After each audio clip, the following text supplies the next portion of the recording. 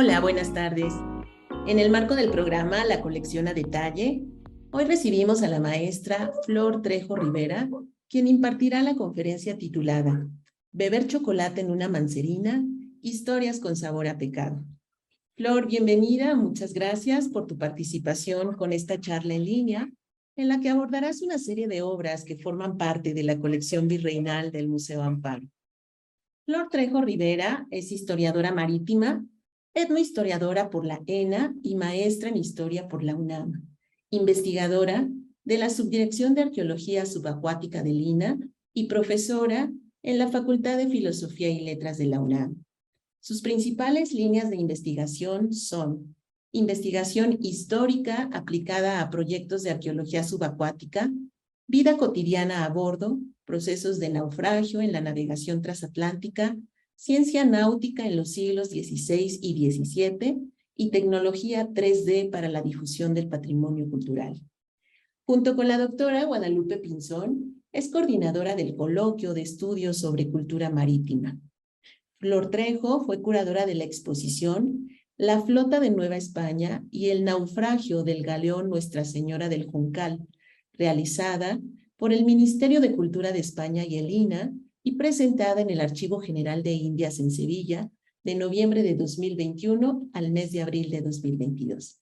Pues nuevamente, Flor, bienvenida. Muchas gracias por estar esta tarde con nosotros y queremos dar también la bienvenida a todas las personas que siguen esta transmisión en vivo. Estaremos recibiendo sus comentarios y preguntas en la sección de Facebook para que por favor al final de esta charla podamos compartir estos comentarios y preguntas con la maestra Flor Trejo. Adelante, Flor, comenzamos. Hola, muchas gracias. Gracias, Silvia. Quiero agradecer, por supuesto, la oportunidad de participar en este ciclo de charlas, porque siempre que vamos a un museo tiene muchos objetos y tiene un objetivo, el hecho de que estén expuestos en cierta sala, ¿no? Pero ¿cuántas historias nos pueden contar los objetos que no es posible transmitirlo en una sola cédula de exposición, o que incluso pues llevaría casi la vida de muchos investigadores para poderle dar voz a todas estas historias que puede haber detrás de un objeto? Entonces, en esta ocasión voy a ir compartiendo pantalla. Cuando me dieron la oportunidad de participar en este ciclo de charlas, me puse a revisar la colección que tiene el Museo Amparo y vi la mancerina. Entonces, como vieron en la presentación, a lo que me dedico, soy historiadora marítima y trabajo en arqueología subacuática. Y yo lo que estaba buscando era un objeto que cuente historias que tengan que ver con barcos, porque son mi pasión. Y lo más interesante es que si yo les podría decir que casi todo objeto puede estar relacionado con la historia de los barcos y de la navegación, pero en particular me gustó la mancerina porque no solo nos permite hablar de barcos, sino también nos permite hablar de otro personaje que va a ser vital en esta historia de esta pieza, y que es el chocolate. Más o menos la charla está dividida en diferentes temas para que finalmente logremos entender esta pieza, ¿no? ¿Cuál es su relevancia? ¿Cuál es su belleza? ¿Y cuál es el significado como objeto para una sociedad del siglo XVII y siglo XVIII, que es al cual pertenece esta mancerina? Pero más allá de eso, ¿cómo este objeto nos alcanza hasta nuestra actualidad? Entonces, bueno, para armar este panorama, voy a hablar de la importancia del cacao en Mesoamérica. Después, un punto clave que a mí me encanta y que tiene que ver con barcos, que lo llamé un encuentro de cacao y vino, y es el momento en que se encuentran dos culturas, pero desde estas dos bebidas. Luego, cómo aparece la palabra chocolate, porque aunque no lo crean, todavía hay una discusión en la academia de dónde apareció la palabra chocolate. Luego, ¿qué opinaban los médicos y los teólogos sobre esta bebida? Que parece muy extraño que algo que nosotros ahora podríamos considerar cotidiano, pues tuviera que llamar mucho la atención, de tal manera que se hicieran varios libros discutiendo el tema, ¿no?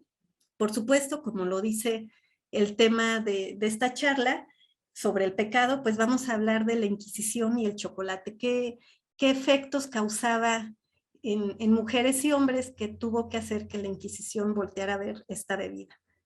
Después, cómo el chocolate cruza el océano y qué es lo que sucede del otro lado del Atlántico y del Pacífico. Y finalmente, con todo este contexto, bueno, vamos a entender qué es una mancerina, porque les voy a contar una anécdota, ¿no? Yo cuando vi la mancerina, dije, bueno, sí, pensé eso, chocolate, perdón, cacao y barcos, es de lo que voy a hablar. Pero cuando le comenté en mi casa que iba a hablar sobre esta pieza, lo primero que me dijeron es, oye, ¿no se le sale el chocolate por los orificios? Entonces, eso me hizo ver bueno, que sí era necesario explicar por qué esa taza es como es y no tiene otra forma. Y voy a empezar esta historia con el relato de un religioso dominico irlandés que tiene en su libro titulado Nuevo Reconocimiento de las Indias Occidentales, publicado en 1625, que relata un caso de envenenamiento en Chiapas en este siglo. El capítulo se llama así tal cual, de lo que aconteció a un obispo que quiso prohibir en la iglesia el uso que hacían del chocolate las mujeres durante la misa y cómo lo envenenaron. Bueno, pues les pongo en contexto. Este religioso dominico, Thomas Cage, un irlandés, se embarca en 1625 en la flota de la Nueva España, se embarca en Sevilla, porque el objetivo era llegar al puerto de Veracruz, de ahí pasarse hacia el puerto de Acapulco y después tomar el galeón de Manila para llegar a las Filipinas y trabajar como misionero en el oriente. Lo que realmente pasó es que cuando llega a Veracruz y llega a la Nueva España, como les pasaba a muchos religiosos, empieza a no querer hacer el viaje que va hacia las Filipinas, se escapa, hace una serie de cosas, y en este proceso, digamos, de dudar de cuál es su objetivo como religioso en la Nueva España, empieza a tomar notas de lo que está viendo en cómo se vive en la Nueva España, pero son notas que más bien parecen las notas de un espía y no las reflexiones de un religioso. Y tan es así que años después, Oliver Cromwell utiliza los textos de Cage para invadir Jamaica y empezar pues esta lucha contra el Imperio Español, que duró pues 2 siglos y que tenían todo un pique tremendo entre ingleses y españoles, ¿no? Entonces, en ese sentido, es muy interesante el relato de Cage porque tiene otra visión y además tiene muy buena pluma. Bueno, pues en este capítulo que les comento se refiere, él llegó a Ciudad Real, que es actual en Chiapas, que es San Cristóbal de las Casas actualmente, y se relacionó inmediatamente con el obispo. Dice que el obispo, bueno, era un hombre como todos los obispos y todos los religiosos españoles, que tenía los intereses más fuertes en el tema como material, es decir, las limosnas y todo lo que podía producir, pero que también era un hombre devoto y de alguna manera pues recto y muy moral. Bueno, este personaje, relata Cage, que estaba muy molesto porque cuando daba misa en la catedral, las mujeres a la mitad de la misa llegaban o entraban sus criadas con jícaras de chocolate y empezaban a servir chocolate y panecillos a mitad de la misa, y que justo cuando las mujeres empezaban a tomar su chocolate y a chopearlo con el pan, pues empezaba a hacerse pues, más como una fiesta que como una misa. Hay que tomar en cuenta que para el siglo XVII las misas eran en latín, duraban alrededor de 2 horas y además no había bancas para estar sentado, es decir, la gente estaba de pie escuchando la misa. Entonces podemos imaginar que, pues bueno, que a la hora pues ya empezaba un poco a dar hambre, que es lo que argumentaban las mujeres, que decían que los alimentos en la Nueva España no tenían la suficiente fortaleza como los alimentos europeos, y entonces que necesitaban comer más porque si no podían desmayar a mitad de la misa. El obispo estaba muy molesto con esta situación, entonces les prohibió que tomaran chocolate. Las mujeres no le hicieron caso. Después cuando lanzó una excomunión para que aquellas mujeres que tomaran chocolate durante la misa, bueno, fueran excomulgadas. Las mujeres lo que hicieron fue, durante un mes no fueron a misa, y debemos pensar, o sea, imagínense la fuerza del placer de tomar chocolate, si hacía que ir a misa, que era algo tan importante, dejaran de hacerlo con tal de seguir tomando chocolate. Entonces, bueno, durante un mes, imaginen que no recibía limosnas el obispo, con lo cual dijo, bueno, está bien, pueden regresar, pero por favor dejen de tomar chocolate en la misa. Entonces, incluso en algún momento, cuando trataron de ser como más rígidos con estas normas, y les trataron de quitar las jícaras de chocolate a las mujeres, aquí como ven en esta imagen, pues los hombres entraron en acción, sacaron las espadas y defendieron con espada que las mujeres siguieran tomando chocolate. Como no pudo hacer nada el religioso, dijo, bueno, vamos a hacer otra excomunión, porque las mujeres, como no las dejaban tomar chocolate, además de dejar de ir a la catedral, pues se fueron a escuchar misa a los conventos, con otros conventos de otras órdenes religiosas, donde sí dejaban sus limosnas. Los religiosos, los frailes, pues se hacían un poco de la vista gorda con el tema del chocolate. Total que, bueno, las mujeres ganaron. El obispo dijo, bueno, ya, que tomen chocolate, nada más, por favor, no hagan tanto escándalo. Sin embargo, a la semana que ya les autorizó que tomaran chocolate, el obispo enfermó, se fue al convento de los dominicos para que lo curaran, y a la semana se murió. Cuando lo revisaron los médicos, dijeron que estaba todo hinchado y color negro, y que además le salía como pues una especie de pus blanca, y que seguramente había muerto envenenado. Poco después narra Cage que él era muy amigo de una señorita que lo frecuentaba, y que ella le contó que era muy amiga del paje que servía al obispo, y que a través del paje lo había envenenado con una jícara con chocolate.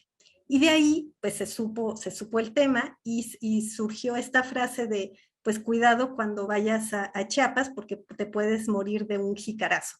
Incluso Cage relata que esta mujer pues empezó así como a insinuarle pues que tiene interés en él. Él se hacía un poco de la vista gorda, y le daba regalos a Cage. Y entonces en una ocasión le mandó como un ramillete envuelto en una tela con unas cositas. Entonces cuando abrió la tela y vio el ramillete, y en el ramillete sobre los tallos estaba dibujado un corazón con 2 flechas, se asustó mucho porque dijo, no, esta mujer sí es peligrosa, o sea, si no le hago caso, pues puedo morir de un jicarazo. Entonces le contestó que nunca había recibido un regalo tan frío, y salió huyendo de Chiapas porque dijo, no vaya a ser que me pase lo mismo que el obispo. Pero esta historia, o sea, estamos hablando de 1625, el primer tercio del siglo XVII, y el chocolate ya había tomado mucha fuerza. Pero, ¿qué pasa con esta bebida?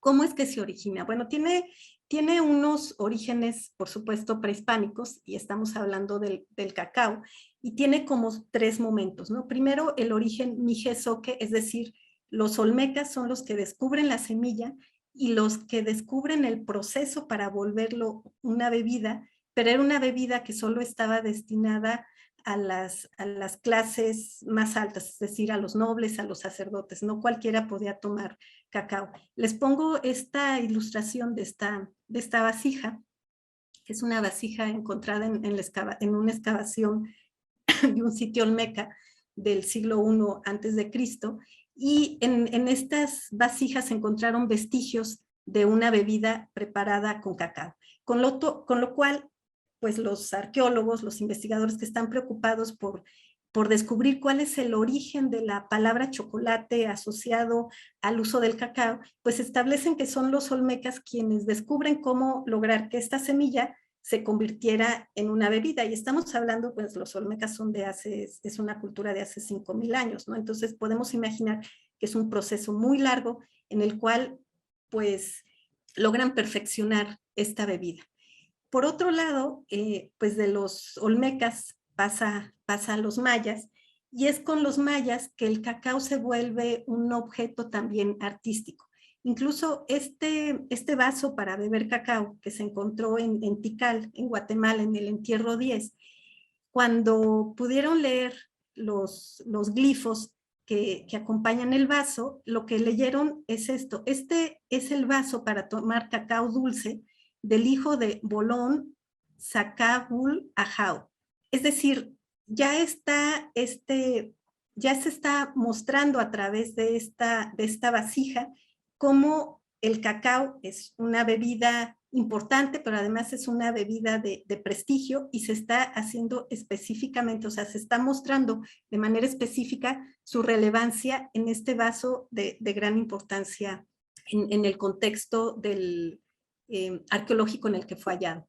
Y después, pues con los náhuatls, también adquiere prestigio, se vuelve un elemento de medicina, un elemento de bebida, pero además es una moneda, se vuelve una moneda y en ese sentido no solo como valor ritual, sino tiene un valor comercial las semillas del cacao. Por lo tanto, pues podemos apreciar que en la época prehispánica el cacao, tanto como bebida como moneda, como también de uso de prestigio, es un elemento que está unificando a todo Mesoamérica. Es decir, en todos lados se podía utilizar el cacao de diferentes maneras y tenía bastante relevancia. Para que nos demos una idea del valor del cacao, pues aquí tenemos una tabla que hizo Fray Toribio de Benavente, donde establece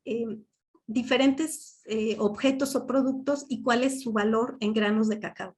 Por ejemplo, un guajolote costaba 200 granos, una canoa, 100 granos, imagínense, un guajolote era más caro que una canoa, eso ya nos dice algo. El aguacate costaba 3 granos de cacao, y piensen ahora, ¿no? El aguacate que es tan caro en la actualidad, pues en ese momento pues era más barato un aguacate que un guajolote. Un huevo podía costar 3 granos de cacao, un jitomate, un grano de cacao. Luego dice que los favores de una mujer pública se conseguían entre los 20 y los 50 granos de cacao. Es decir, pues costaba más o menos la mitad que una canoa. Pero vean qué interesante, en cambio un esclavo, si sabía cantar y bailar, se podía comprar por 2.400 a 4.000 granos de cacao. O sea, vean el valor del trabajo forzado de una persona. Pero si el esclavo no sabía cantar ni bailar, pues se podía comprar de 600 a 1.000 granos según la época y el lugar. Entonces, con esta tabla de costos, pues nos podemos dar una idea más o menos de lo que está significando el cacao para el momento en que llegan los españoles. Y justo esta es una de mis historias y de mis escenas favoritas. Ustedes saben, porque además en el 2019, bueno, se hicieron muchas conmemoraciones en relación pues a la llegada de Cortés a las costas de Veracruz para empezar este proceso de conquista. Cuando ya estaban las exploraciones de Cortés, que estaban recorriendo ya la costa de la península de Yucatán y se estaban dirigiendo hacia el imperio de los mexicas, Moctezuma ya había recibido de diferentes lugares pues noticias de este acontecimiento. Pero una noticia que le impactó mucho es que le avisan cuando llega el barco de Cortés, llega a las costas de la actual Veracruz, y unos emisarios van hasta Moctezuma y le dicen que vieron en la orilla del mar una roca horrorosa flotando y que en esa roca horrorosa había gente arriba. Entonces él pues no les cree al principio, dice, como que una roca horrorosa con gente arriba, y manda unos espías para que verifiquen la información. Van estas personas, por eso aquí está pues este personaje arriba del árbol, este es el Códice Durán, y efectivamente regresan y le dicen, sí, es una roca horrorosa flotando, porque además me encanta así, roca horrorosa flotando con gente. Lo cual preocupa mucho a Moctezuma porque no está muy seguro cómo asumir qué es eso que está llegando a las costas de Veracruz. Por lo tanto, prepara una comisión con estos dos emisarios, estos dos espías que había enviado. Dice, bueno, vamos a ver quiénes son estos hombres, primero si son hombres o si son dioses, y cuál es su interés. Entonces se le ocurre mandar presentes para los que están arriba de la roca horrorosa, pero entre los presentes, además de joyas, plumajes, etcétera, envía una serie de manjares para que los prueben los españoles. Es decir, la misión de estos espías que van a ir a ofrecer tanto los presentes como los manjares es hacer que prueben los manjares, porque es una forma de corroborar si son hombres o dioses. Pero algo muy interesante es que si se comen la comida que les están ofreciendo, quiere decir que están recordando algo que ya conocían y que ya habían comido. Por lo tanto, pues se empieza a juntar con este mito del regreso de Quetzalcóatl. Van estos emisarios con una serie de viandas, se ponen a la orilla de la playa y les hacen señas a los que están arriba del barco. Desde el barco los ven, mandan una embarcación menor para recogerlos, y por señas ellos les explican pues, que traen una serie de presentes y comida para los que están a bordo del barco. Los suben en la lancha, se van al barco, y a bordo pues ofrecen todos los presentes y la comida. Entre estos géneros de comida, dice, de todos los géneros de comida que se pudieron hacer, así de aves como de carnes asadas y cocidas, y que provea de todos los géneros de pan que se pudieran, y de frutas, y de muchas jícaras de cacao. Cuando le ofrecen todos estos manjares a Cortés, pues muy precavido, les dice, bueno, primero, todo esto con traducción de la Malinche, ¿no? Aquí está la Malinche traduciendo. Bueno, primero pruébenlo ustedes para ver si está envenenado. Entonces lo prueban, Cortés dice, bueno, no hay peligro de envenenamiento, prueba todo, pero cuando prueba el cacao, le fascina. Y empieza todo el resto de la tripulación, empieza a probar el cacao, y quedan fascinados. Y entonces Cortés, a cambio, le ofrece bizcocho y vino. El bizcocho, ustedes saben que es el pan típico, es la galleta marinera, lo que se comía a bordo, y es un pan cocido 2 veces, por eso es bis, de 2, y cocho, de cocido, es una palabra de origen italiano, que se cocía 2 veces para que realmente fuera un pan súper duro y durara todo el viaje. Entonces imagínense, bueno, y el vino, entonces imagínense la diferencia entre probar cacao y probar un pan duro. Entonces, cuando los emisarios de Moctezuma prueban el pan, pues no les parece nada del otro mundo, pero se llevan un pedacito para mostrárselo a Moctezuma, y prueban el vino. Parece ser que el vino les gustó lo mismo que a los españoles al cacao, porque según el relato, dicen que no se pudieron bajar ese día de tanto vino que habían tomado, y hasta el otro día pudieron regresar con Moctezuma para informarle de este encuentro gastronómico. Incluso Moctezuma les había dicho, cuando les ofrezcan la comida, si los que están en esa roca horrorosa, que se refería al barco, se los quieren comer ustedes, pues también déjense, porque tenemos que probar qué tipo de comida quieren, ¿no? Y si se dejan, bueno, pues su familia va a recibir una buena gratificación. Por suerte para los emisarios, pues los españoles no se quisieron comer a ningún indígena, ¿no? Y para mí, este es el punto en donde podemos ver cómo el cacao, siendo un elemento muy valioso en Mesoamérica, inmediatamente es del gusto de los españoles que están llegando a las costas de lo que actualmente es México, pero no solamente en términos de gusto, sino comprenden su valor, porque incluso hay un relato de Colón en su 5º viaje, donde se encuentra una canoa de mayas, donde llevan muchos granos de cacao, y también hacen intercambio. Entonces ahí Colón se da cuenta que cuando le están ofreciendo los granos de cacao es un elemento muy valioso. Incluso dice que él cree que son casi joyas, porque cuando se les cayó un grano, pues lo recogieron como si se les hubiera caído perlas o joyas, ¿no? Entonces, en este momento, pues están reconociendo el valor de un producto, pero todavía pues no ha pasado lo que va a suceder después. O sea, todavía no ha pasado esta combinación que hace que en 1625, es decir, un siglo después, pues un obispo muriera envenenado en Chiapas justo porque no dejaba tomar a las mujeres chocolate. ¿Cuál es la discusión de la palabra chocolate?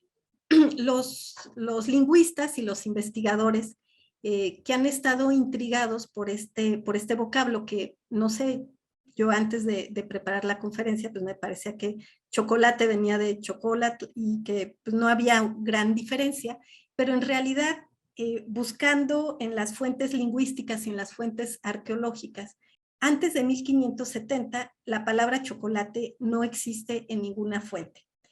¿Y cómo surge?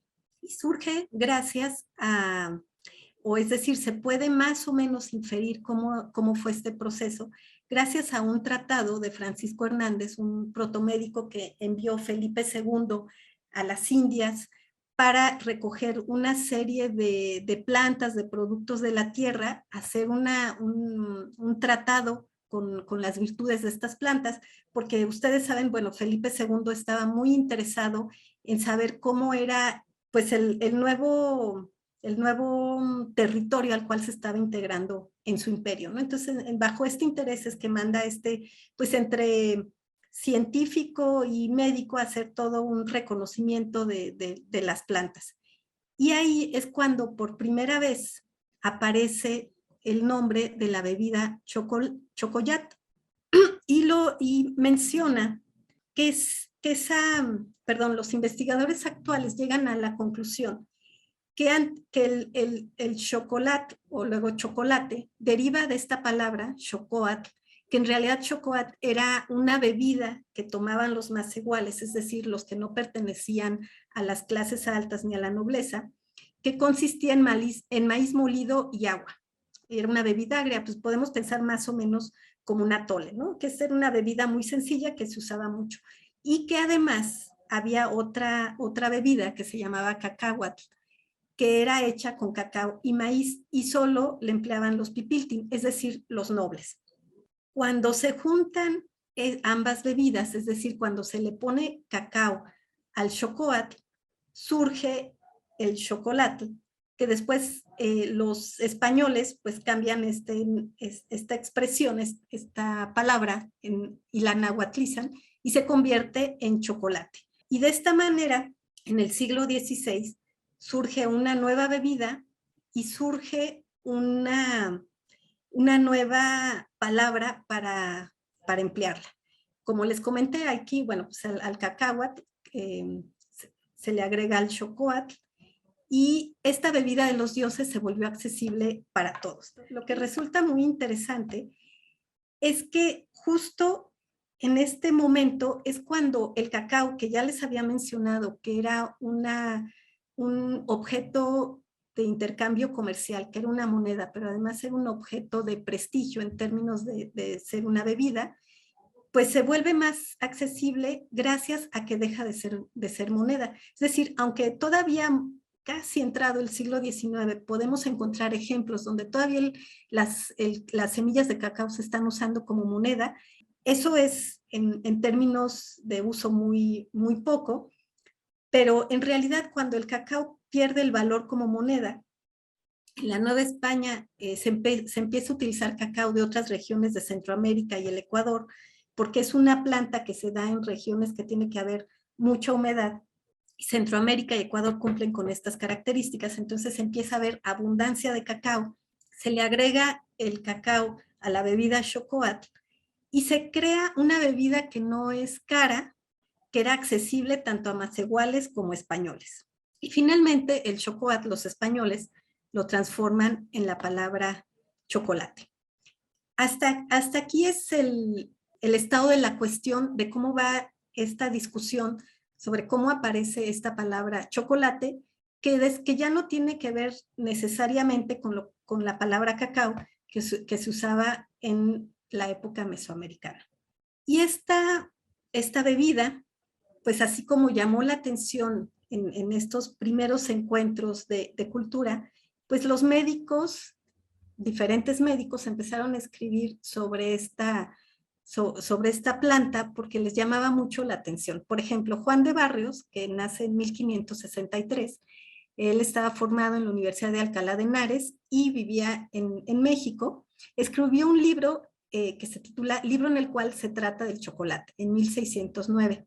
Para este momento, el chocolate, o sea, ya para principios del siglo XVII, pues ya causaba en unos disgustos y en otros placer. Seguramente en todos causaba placer, pero no todos aceptaban que fuera una bebida placentera. Entonces, él defiende a la bebida y se quejaba mucho de los que la prohibían y la condenaban. Decía que lo único malo de la bebida es que pues, era muy fácil utilizarla para envenenar. Y respecto a la discusión que si estimulaba la lujuria o no, pues decía que era peor el vino, ¿no? O sea, es decir, se estaban volviendo como muy puristas atacando el chocolate cuando el vino, si nos ponemos en estos ejemplos, pues causaba casi los mismos deseos concupiscentes. Otro médico, Juan de Cárdenas, escribió un tratado que se llama Problemas y Secretos Maravillosos de las Indias, el cual fue publicado en 1591.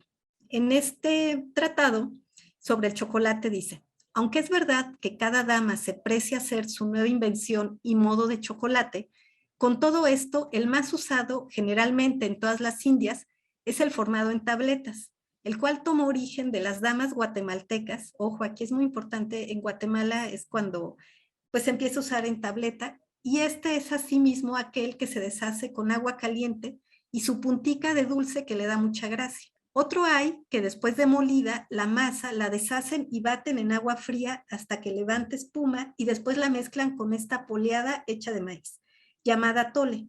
Y este es el que de ordinario se gasta y vende por todas estas plazas y calles mexicanas. De estos médicos que están hablando sobre el chocolate, tenemos otro que les quiero leer, que me gusta mucho, que dice que las mujeres, Francisco Hernández en su historia natural, perdón, José de Acosta, en su historia natural, que es publicado en 1590, escribió sobre el chocolate.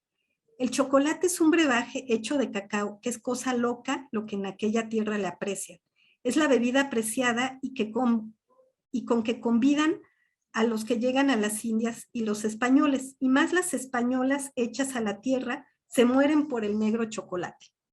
Es decir, las españolas que ya se adaptaron al lugar de la Nueva España, pues son las que más defendían el uso del chocolate, como pudimos ver en la historia de este obispo de Chiapas. Pero no solo los médicos estaban hablando sobre las propiedades del chocolate. Un jurista, Antonio de León Pinelo, escribió todo un libro que se llamó Cuestión moral si el chocolate quebrante el ayuno eclesiástico. Porque además de que se tomaba en las misas y se tomaba chocolate todo el tiempo, incluso los médicos decían, bueno, no se tomen 5 tazas de chocolate diario porque puede hacer daño bajo la teoría de los humores, que era la teoría de la época, la teoría médica entre lo frío y lo caliente, pero además pues eso nos muestra y nos hace evidente que era una bebida muy, muy cotizada, ¿no? Que se tomaba con mucha cotidianidad. Pero el chocolate, además de ser una bebida que refrescaba y que gustaba mucho, como les comenté al principio de la charla, se asumía que también era un alimento porque fortalecía el cuerpo y el estómago. En ese momento había una teoría que decía que todos los frutos que crecían en las Indias, es decir, en América, por la posición meridiana donde se encontraba, era una tierra que tenía menos nutrientes. Por lo tanto, los productos que surgían de esa tierra eran menos nutritivos y por eso la gente que vivía, en este caso en la Nueva España, pues tenía que comer más porque le daba más hambre, justo porque no tenían los suficientes nutrientes. Por lo tanto, el chocolate suplía esta falta de nutrientes. Bueno, ustedes saben que el ayuno, pues de lo que se trata es de no comer carne durante la cuaresma, como una forma de recogimiento, de reflexión, de frenar un poco estas cuestiones de materiales del cuerpo, ¿no? De la carne. Pero pues mucha gente dejaba de comer carne, pero el chocolate no tenía ningún problema por seguir tomando chocolate. Entonces, Antonio de León Pinelo se preocupó en serio y dijo, bueno, ¿Se puede tomar durante el ayuno eclesiástico chocolate o no? Y en este tratado, el primero analiza el chocolate como una bebida, demuestra, de acuerdo a todos los tratados médicos que ya existían, que más que bebida es comida también, pero dice que el chocolate en pequeñas cantidades se puede usar en días de ayuno. Es decir, no hay que abusar, ¿no? Así un pedacito de chocolate, pues no está mal. En realidad, pues no resultaba fácil para los teólogos liberar al chocolate de la carga negativa por el placer que provocaba su consumo. Es decir, no sé, yo creo que si hubieran estado hablando de chayotes, si se podían comer o no chayotes, o no sé, algo que se considera nutritivo, pues no hubiera despertado tanta literatura y tanta pasión como el chocolate. Es decir, podemos ver que no se trataba solamente de una cuestión médica, sino que sí estaba haciendo cuestionamientos sobre la moral cristiana de la época.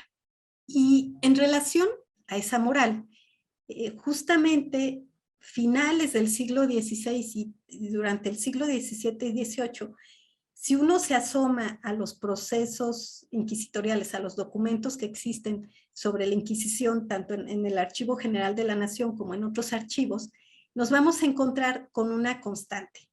El uso del chocolate asociado a hechizos y hechizos sobre todo de naturaleza erótica. ¿Se acuerdan que uno de los médicos decía, bueno, lo malo del chocolate es que es muy fácil envenenar en él o usar bebedizos? Bueno, pues evidentemente, como era una bebida que se utilizaba mucho, que además era muy gustosa, que podemos imaginarnos que su sabor fuerte podía disimular otras cosas que se echaran en el chocolate, pues sirvió de vehículo ideal para hacer este tipo de bebidas y de hechizos. En el momento que estamos ubicados aquí, siglo XVI y XVII, que son estos ejemplos de fragmentos de expedientes que les puse, había una constante. Las mujeres trataban de utilizar, todas las mujeres, desde las mujeres indígenas, las mestizas, las criollas y las españolas, trataban de usar algunas ayudas, algunos apoyos que les auxiliaran a solventar a veces las relaciones violentas que podían existir con sus parejas, o también pues para atraer al hombre que les gustaba. Entonces se solía utilizar mucho como hechizo para atraer un hombre y para que para que no dejara de pensar en esa mujer, es decir, un hechizo, un amarre. Se utilizaba sangre de la menstruación mezclada con el chocolate, o sangre de la menstruación con agua con el cual se lavaban las partes íntimas, y se preparaba el chocolate y se le daba al marido o al hombre en cuestión, con el cual quisieran que pues no dejara de pensar en ellas, ¿no? Entonces aquí les puse algunos ejemplos. Por ejemplo esto, ¿no? El documento dice: siendo el dicho su marido de mala condición y hallándose desconsolada, es decir, esto de mala condición quiere decir que no le cumplía mucho, le había dicho una persona que se lavara las partes vergonzosas, que con aquella agua hiciese y diese una bebida de chocolate al dicho su marido, que con esto se haría de buena condición.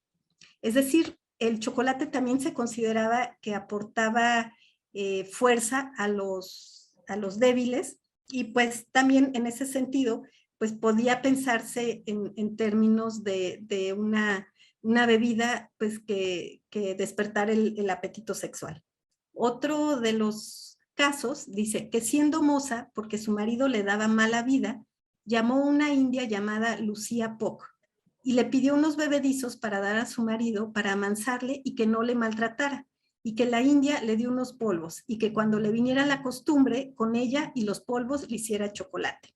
Otro documento inquisitorial dice que una mujer, amiga mía, tratando de la recia condición de mi marido, es decir, pues era como muy violento, me había dicho que para que la enmudase le diese un bebedizo de chocolate con el agua con que me hubiese lavado las partes secretas y vergonzosas. Entonces, si ven, es muy interesante porque se está juntando esta pues como la esencia femenina con una bebida que es el chocolate, que es una bebida que produce placer, tanto para amarrar a los hombres en cuestión como para amansarlos un poco y bajarles la violencia. También hay un caso muy interesante de un hombre, aquí es un hombre que va a denunciar ante la Inquisición a su mujer, porque dice que él no se explica que todas las mañanas, mientras su mujer está dormida, él se levanta muy temprano, le dan unas ganas enormes de preparar chocolate, prepararle el desayuno a su mujer y luego ponerse a limpiar la casa.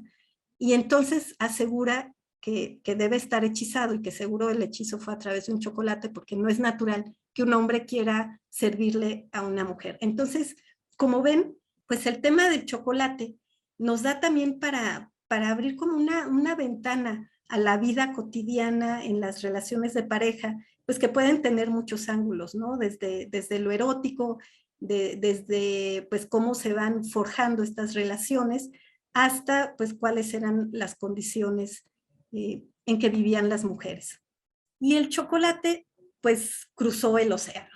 Es decir, se vuelve muy importante en la Nueva España, pero también pasa fronteras.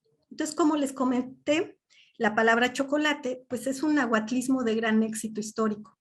Pasa al español, se convierte en chocolate y pasa a España y de España al resto de Europa.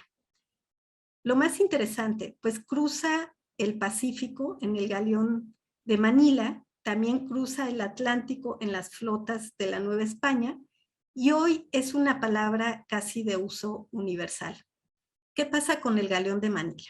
Bueno, ya nos vamos acercando a la mancerina. Ahorita lo que yo les adelanto, pues es que la mancerina es una pieza de porcelana. Como ustedes saben, pues el galeón de Manila era una ruta, es decir, la hacían una o dos embarcaciones, que se llamara el galeón de Manila no significa que solo fuera uno, sino es como se le denomina este sistema, que la ruta empezaba en Filipinas, llegaba con productos de origen asiático al Acapulco y de aquí, en teoría, estos productos pasaban por tierra hasta el puerto de Veracruz para viajar hacia Europa a través del Atlántico. Y de Acapulco, pues cuando era el tornaviaje, salía la embarcación básicamente con plata, que eso era lo que les interesaba, con lo cual se compraban todos estos productos. Bueno, pues ¿cuáles eran los productos que más interesaban en este momento en el mundo occidental, que lo cual ya incluía la Nueva España? Uno de los productos era la porcelana china. Aquí les pongo el ejemplo, aquí es en Baja California, en Guerrero Negro. Aquí lo que están viendo son los restos de un naufragio del siglo XVI, de un galeón de Manila, que pues la hipótesis es que encalló, se deshizo el barco y el oleaje y las corrientes fueron arrojando todos los vestigios del naufragio para depositarlo en las dunas. Y entre estas dunas pues se encuentran muchísimos fragmentos de porcelana de la dinastía Ming, que es esta porcelana con este color azul. Y de este lado lo que vemos aquí es la fotografía de restos también de porcelana china de la dinastía Ming, localizados en el puerto de Acapulco, pero en una excavación en el centro mientras estaban colocando el drenaje o estaban haciendo alguna obra pública, bueno, empezaron a aparecer todos estos vestigios. Con lo cual podemos ver la gran demanda que había de porcelana china y que hasta cualquier pedacito, o sea, estaban los que podían comprar su vajilla, por supuesto, una taza, un plato, pero también los que se conformaban con un pedacito de alguna vasija que se hubiera roto durante el trayecto. Bueno, pues, ¿en qué colabora el galeón de Manila para la pieza que estamos estudiando hoy? Es decir, la mancerina. Pues en este gusto por la porcelana, la imagen que ustedes tienen al principio de la exposición, pues es una mancerina de porcelana china del siglo XVIII, que fue traída por la Compañía de las Indias Orientales, que ahorita vamos a ver qué es eso. Pero lo que ustedes tienen que ver cuando vean esta mancerina, pues es que están viendo un objeto de superlujo, es decir, no es cualquier cosa, un recipiente para beber hecho de porcelana china, pero que además resulta muy interesante, ¿no? Porque pues nosotros estábamos aquí ubicados geográficamente, yo les estoy contando historias de la Nueva España, que antes, bueno, pues era Mesoamérica, donde vemos que el cacao era muy importante en muchos sentidos, y de repente, pues miles de kilómetros lejos del lugar, en Oriente los chinos están fabricando loza para gustos totalmente occidentales de la Nueva España y europeos, ¿no? Con lo cual podemos ver la relevancia de beber chocolate en una taza con estas características. La Compañía de las Indias Orientales, no, como les comenté, no, más bien como que les voy a comentar ahora, tenemos el Galeón de Manila, o sea, el Imperio Español tenía dos sistemas de navegación oficiales para establecer su comercio, ¿no? Era el que se realizaba a través del Pacífico con el Galeón de Manila y el que se realizaba a través del Golfo de México y el Atlántico con las flotas de la Nueva España y luego, pues, más abajo con las de tierra firme. Esos eran los dos sistemas legales de comercio y como ustedes saben, bueno, a través de una orden papal, pues se había determinado que prácticamente la corona española tenía derecho a estos territorios y a estos territorios. Y prácticamente, salvo Brasil, que pertenecía a Portugal, pues tanto casi toda América como una porción donde estaba Filipinas, eran propiedad y responsabilidad y administración de la corona española. Claro que pues esto causó mucho descontento, ¿no? O sea, todo el mundo quería participar o quería una rebanada del pastel. En este contexto surgen las compañías de las Indias Orientales. ¿Qué son? No es un sistema como el Imperio Español o como Portugal, que es un sistema mucho más complejo donde se establecen en un territorio, ocurre el mestizaje, impera un idioma, es decir, donde es un proceso muy complejo de integrar una sociedad a otra sociedad. En el caso de Inglaterra, los Países Bajos, Francia, Suecia y Dinamarca, que no están de acuerdo con este monopolio comercial, pues hacen empresas privadas que están sustentadas por los gobiernos de estas coronas, pero que en su idea no es ir a conquistar y que aprendan su idioma y que intercambien cultura ni nada, ¿no? O sea, es simplemente una empresa comercial de la cual, por supuesto, la corona española no estaba de acuerdo, pero bueno, tras una serie de tratados, guerras, otra vez tratados, otra vez guerras, bueno, pues a veces era legal y a veces era ilegal. Estas compañías de las Indias Orientales pues eran inversionistas, aquí ven una lista de inversionistas de la Compañía de las Indias Orientales Británicas, que aportan recursos para construir los barcos, fletar los barcos, pagar a la tripulación, la artillería, pues todos los recursos que necesitan para ir a comprar los productos y después regresarlos, es decir, es totalmente una empresa. Bueno, pues la Compañía de las Indias Orientales era una de las empresas que se encargaba, además del Galeón de Manila, pues de traer estas vajillas de porcelana que eran súper cotizadas tanto en la Nueva España o en toda América y Europa. Por lo tanto, esta mancerina que pues, si ustedes la ven en las vitrinas del Museo Amparo, pues esa va a ser su ficha, ¿no? Va a decir porcelana china, siglo XVIII, Compañía de las Indias Orientales. Y se refiere a esto, que es parte de este proceso comercial. Y del otro lado del Atlántico, como les conté, pues tenemos las flotas de la Nueva España, que zarpaban del puerto de Veracruz, hacían escala en La Habana. En La Habana, si era posible, se juntaban con la flota de tierra firme que venía de Panamá y juntas ambos convoyes atravesaban todo el Atlántico para llegar tanto al puerto de Cádiz como al puerto de Sevilla, según cuál fuera su destino, incluso su tonelaje. Yo aquí les quiero poner el ejemplo de una flota que ya llevo muchos años estudiando y que es la flota de la Nueva España de 1631. esta flota que zarpa de Veracruz en 1631, vean, aquí les puse, está compuesto por 13 embarcaciones, lleva plata, grana fina y grana silvestre, o sea, hay productos tintorios, el añil, lleva seda, que proviene del galeón de Manila, cueros para fabricar cuestiones de peletería en Europa, palo de Brasil o palo de Campeche, que también es un producto tintorio, y cajones de chocolate. Pero, por ejemplo, vean, Nuestra Señora del Juncal, que es era el barco Almiranta, lleva 26 cajones, el Santa Teresa, que es el barco Capitana, lleva 16 cajones, otros 3, 10, pero vean el San Antonio lleva 30 cajones de chocolate, que es muchísimo. ¿Por qué llevan tanto chocolate?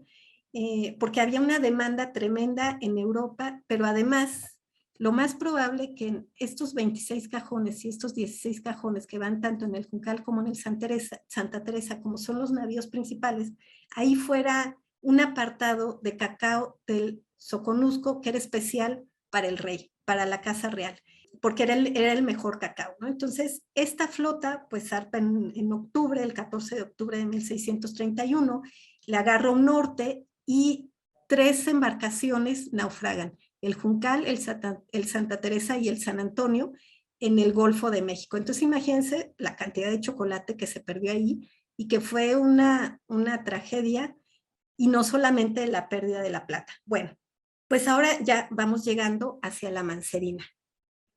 De acuerdo a Sagún, en su registro que hace del Imperio Mexica, pues él dice que había diferentes jícaras para tomar diferentes bebidas con cacao. ¿Por qué quiero hacer énfasis en esto? Porque quiero que empecemos a distinguir cuál es la importancia de la mancerina. Aquí describe, por ejemplo, dice, dábanlo en unas jícaras con que se bebía, son de muchas maneras. Una de ellas se llama Tecontlacuiyoloyi, que es jícara pintada con diversas pinturas, y tiene una tapadera que es muy rica, que se llama Atzacayotl. O sea, imagínense, la tapa también tiene su nombre, y con una cuchara de tortuga para revolver el cacao. Otra manera de jícara se llama Ayotechpli Tlacuiloli, que es una jícara negra pintada de negro, y también su rodeo hecho de cuero de tigre o de venado para sentar o poner esta calabaza que se llama Ayahuali o Celoehuatl. Y bueno, no los voy a leer más, pero el chiste es que había diferentes tipos de vasijas para tomar el cacao, porque bueno, todos sabemos que es una jícara si vivimos en México o en América. Bueno, cuando hablamos de jícara sabemos a qué nos estamos refiriendo, pero hay que ver que pues existían diferentes recipientes para tomar las bebidas con el cacao. Aquí pueden ver algunos ejemplos, como les mostré, este vaso maya localizado en Tikal. Aquí vemos también cómo están preparando el cacao para generar la espuma, y perdón, que también podemos apreciar que es un envase importante. Y luego, esto que les comentaba, que son los recipientes encontrados en el sitio de San Lorenzo de los Olmecas, donde se encontraron restos de bebida de cacao, y estas jícaras que se hacían con cocos y luego se montaban en plata, ya una manera mucho más elegante para tomar el chocolate. Pero finalmente, la definición de mancerina, por fin, la encontramos en el Diccionario de Autoridades, que es un diccionario del siglo XVIII. Y este diccionario dice que es una especie de plato o salvilla, aquí lo podemos ver, con un hueco en medio en donde se encaja la jícara. Es decir, ¿se acuerdan que al principio les dije que me preguntaron, bueno, ¿no se sale el chocolate por los orificios? Bueno, pues es un orificio para colocar la jícara, y se usaba para servir el chocolate con la seguridad de que no se vierta. ¿Por qué? O sea, ¿por qué si antes se usaban, no sé, si podríamos hacer una taza normal como consideramos ahora, por qué este invento tan sofisticado para servir el cacao? Bueno, pues cuando se refieren a jícara, bueno, como les comenté, ustedes saben que es una especie de calabazo, que es un fruto que después se pone a secar, se le saca todo el fruto que tiene adentro y se le puede adornar.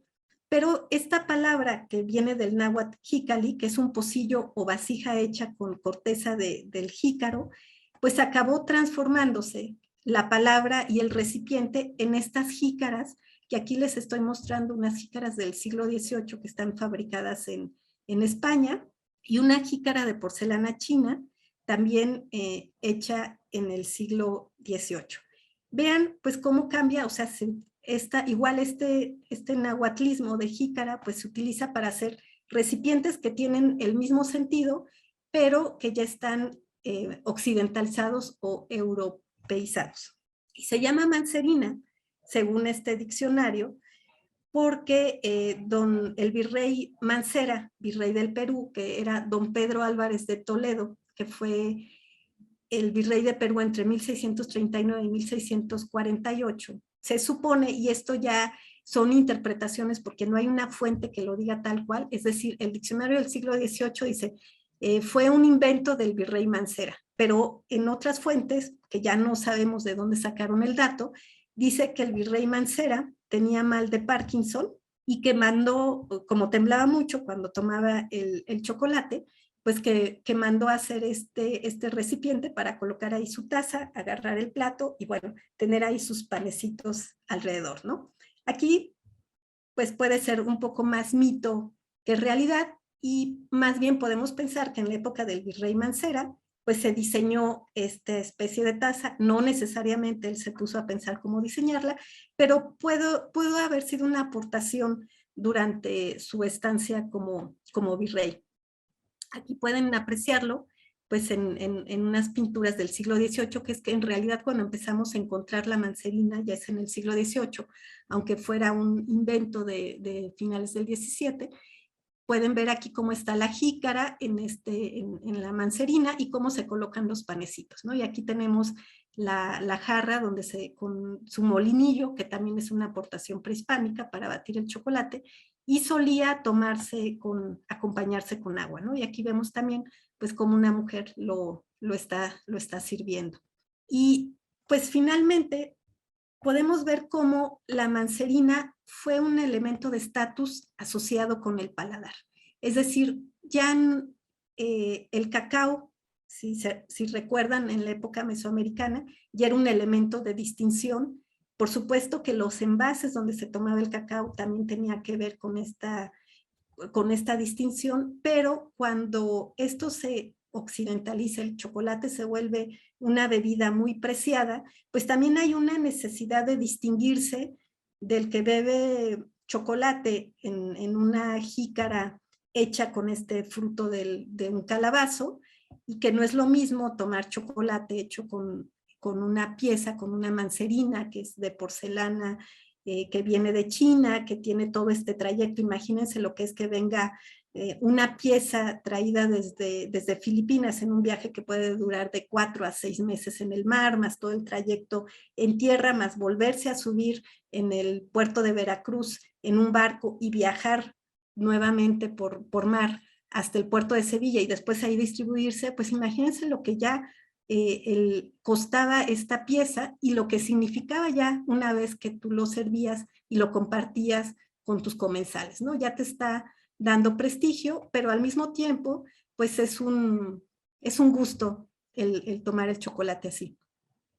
Y ustedes si se preguntan y si se les antoja, porque ya pues la mancerina ya tiene toda una historia, este chocolate además con todas las recetas y los panecillos y todo, pues si se preguntan hoy dónde pueden tomar chocolate en una mancerina, investigando descubrí que en un restaurante en la Ciudad de México, un restaurante muy tradicional de comida mexicana que se llama El Cardenal, pues mandaron a hacer sus mancerinas, ahora sí con talavera, y pues ustedes pueden pedir su chocolate recién batido en una mancerina en pleno siglo XXI, y cuando lo hagan, pues ya saben todas las historias que hay detrás de esto, ¿no? Pues finalmente, ¿qué podemos apreciar? Vemos un producto bastante valioso, con un significado económico, pero con un significado ritual y con un significado social en Mesoamérica, que al momento de la llegada de los españoles y de este proceso de conquista y de formación del virreinato novohispano, pues se transforma y cambia la bebida, digamos que de alguna manera democratiza, un placer y una categoría que solo estaba reservada para los pipiltzi. Y pues al mismo tiempo, al volverse como de uso tan cotidiano, pues empieza a generar estas situaciones de lujuria y placer que son castigados por la Inquisición, causa mucho interés en los tratados médicos, en los tratados teológicos.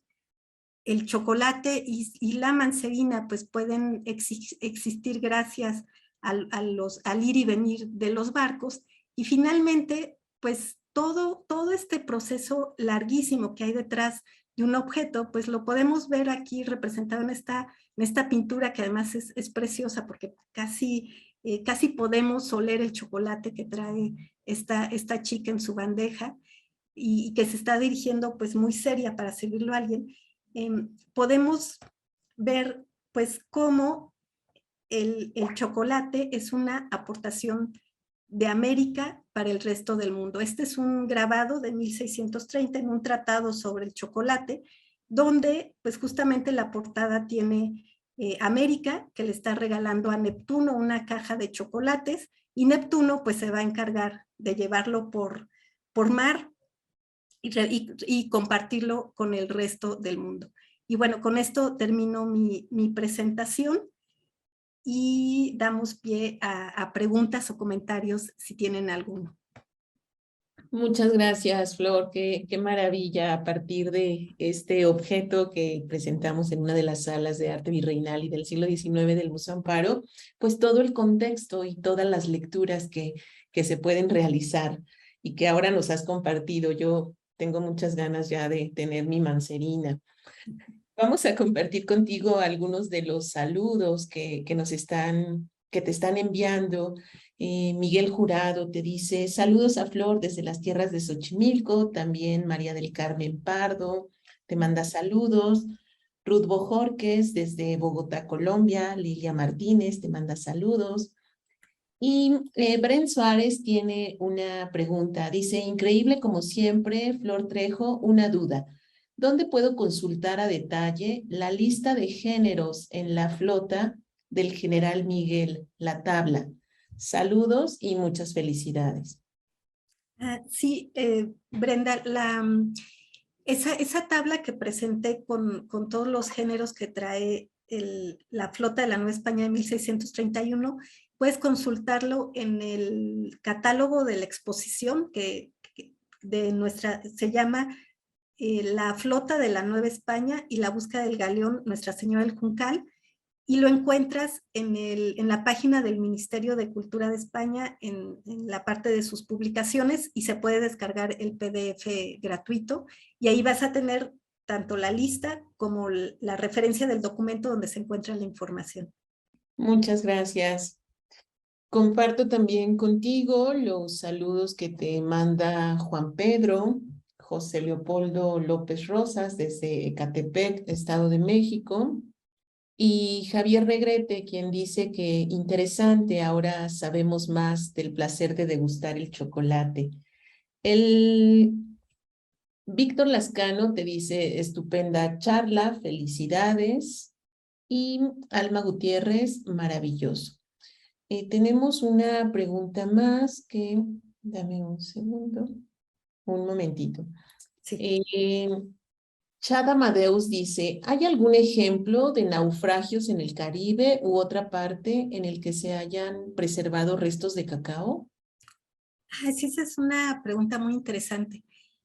En el Caribe es muy difícil porque las aguas cálidas de la zona hacen que todos los materiales perecederos, la madera, las semillas, en este caso los cajones con chocolate, no pervivan.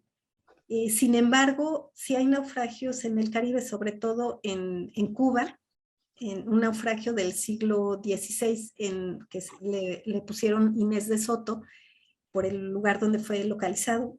Están los restos de una chocolatera, y seguramente también llevaba cargamento de cacao, porque para estas fechas todas las flotas de la Nueva España usualmente llevaban cajones de chocolate en sus bodegas como un producto muy, muy apreciado para Europa. Sin embargo, volviendo al tema de localizar restos de semillas de cacao en un naufragio, no hay que descartarlo porque puede haber situaciones en que las semillas queden, no sé, debajo de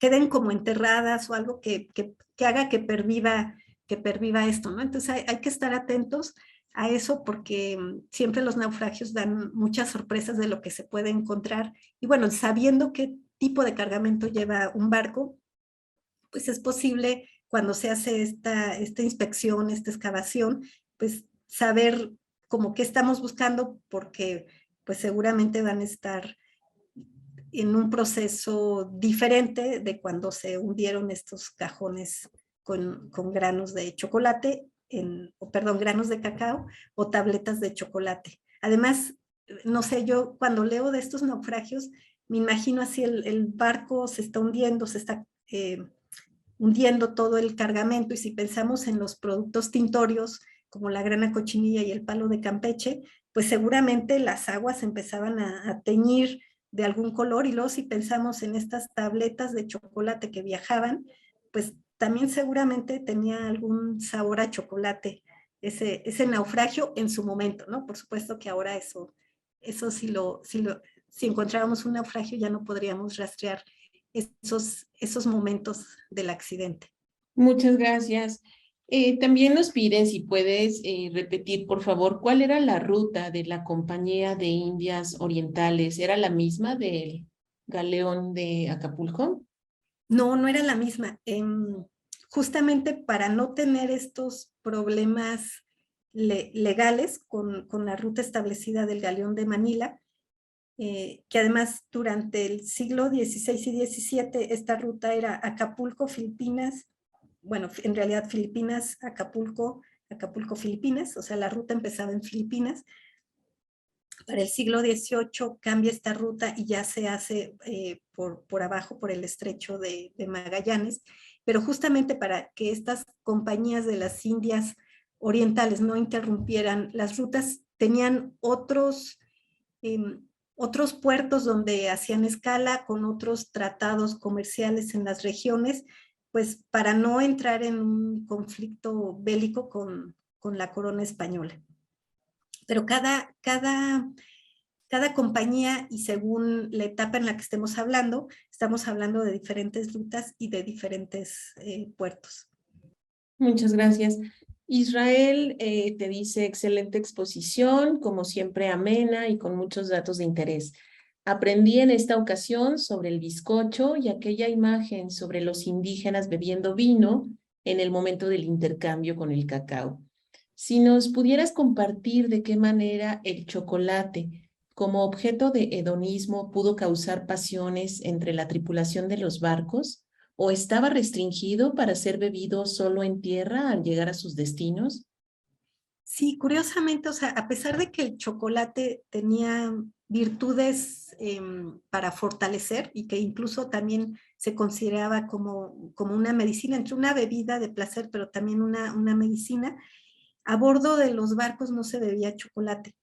Es una buena pregunta cuestionar por qué no utilizaban el chocolate y en cambio sí utilizaban el vino. El vino se consideraba también un alimento, o sea, no iba a bordo o no iba como parte de la dieta de los marineros como una bebida alcohólica, sino era como un alimento que los fortalecía. Seguramente no se integra el chocolate a la dieta de los marineros porque si nosotros la analizamos a lo largo de estos 300 años, la dieta casi era la misma, ¿no? Entonces podemos pensar que de alguna manera ya estaba probado el efecto de la dieta que estaba integrada, y añadirle nuevos ingredientes podía alterar un poco las cosas. Y también, no sé, pensemos que si en ese momento se consideraba que también estaba asociado al hedonismo, a provocar placer, pues seguramente en un barco no querían, si ya tomaban vino, pues que además tomaran chocolate ya podía causar como más problemas de los que podían tener ya nada más con las tormentas y los piratas a los cuales tenían que enfrentarse. Alan Gutiérrez pregunta, ¿en dónde se pueden ver los testimonios de la Inquisición en referencia al chocolate? Hay la revista Artes de México publicó 3 tomos sobre el chocolate. En el tomo tercero viene un capítulo que habla sobre los procesos inquisitoriales y se pueden ver estos ejemplos. También se pueden buscar artículos sobre procesos inquisitoriales contra mujeres, porque casi siempre ahí vamos a encontrar historias del chocolate. Pero para un primer vistazo, yo creo que con la Revista de Artes de México es suficiente. Muchas gracias. Y finalmente, Angélica Fernández te comenta esta pregunta que te hicieron ya cuando preparabas la charla. Dice, ¿cómo hacían para que no se saliera el chocolate por los agujeros de la taza? Sí, eso es que es muy padre. Con esta pregunta quiero como recalcar, cuando vean una manzarina, o sea, lo que están viendo, primero es como, de alguna manera, como Europa o el mundo occidental se apropió de la jícara y le hizo una extensión, porque en realidad es una extensión para la jícara, que además esta tacita que va a llevar en el hueco, pues se llama jícara, que es un nahuatlismo, es una vasija que se utilizaba en Mesoamérica y que se hace después de porcelana y de loza para integrarlo a la mancerina, ¿no? Entonces, cuando vean una mancerina, vean cómo este recipiente tuvo que ser tan sofisticado justamente para resaltar el valor del chocolate, incluso el valor de quien está ofreciendo un chocolate pues en un objeto de esta naturaleza. Muchas gracias. Flor, ¿hay algunas referencias de mancerinas en museos europeos o solo se encuentran en América? Sí, en España hay un museo de cerámica que tiene muchos ejemplos de mancerinas, pero ya fabricadas en España en el siglo XVIII.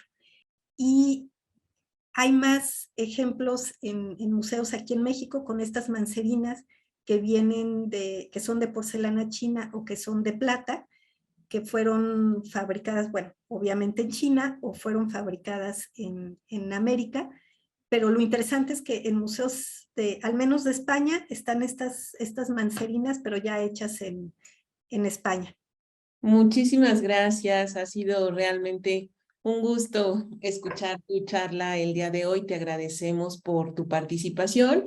Y antes de cerrar, pues queremos pedirte si deseas hacer la conclusión y la invitación para todos los que nos están viendo en vivo.